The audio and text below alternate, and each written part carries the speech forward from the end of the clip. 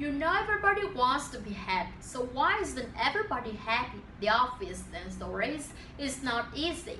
And one of the single biggest obstacles to being happy is that people naturally compare themselves to other people and assume nearly all of them are happier than they are. This is a big problem. So, how would you like an equation to determine the exact amount of unhappiness in your life? Well, I am here to tell you that I've developed an equation. It is U equals I minus R. U is unhappiness, I is image, and R is reality.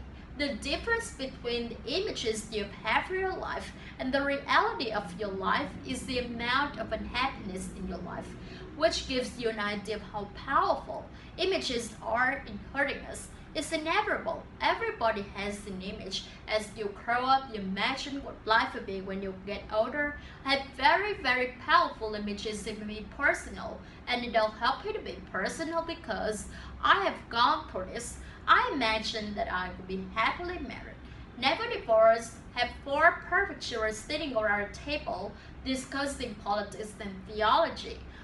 Every meal, well, it didn't quite another way. I was divorced with a trial, and my kids did not always want to talk about theology, politics.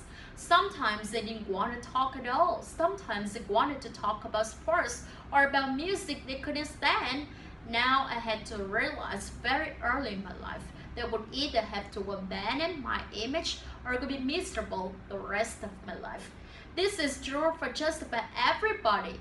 Very few people live out the image that they had assumed their life could follow and become.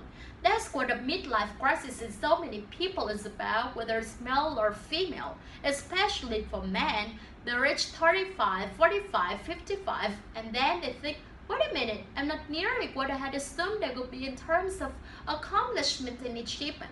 I thought I would be the CEO. I thought I would be a president. I thought I'd be the president of the United States. I thought I would be earning this amount of money. I thought I would be one of the most respected members of my community. And then I would say every man ultimately fails the image that he has had for himself. That's the biggest part of what midlife crisis is about. Images kill people.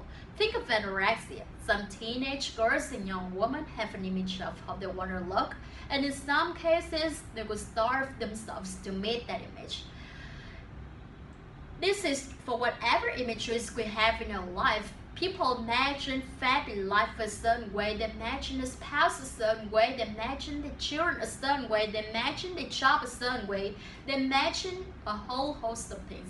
And then those images are very often shattered. So what do you do about it? Well, there are 2 things. One is to develop a new image and enjoy that, or just celebrate the reality that you now have.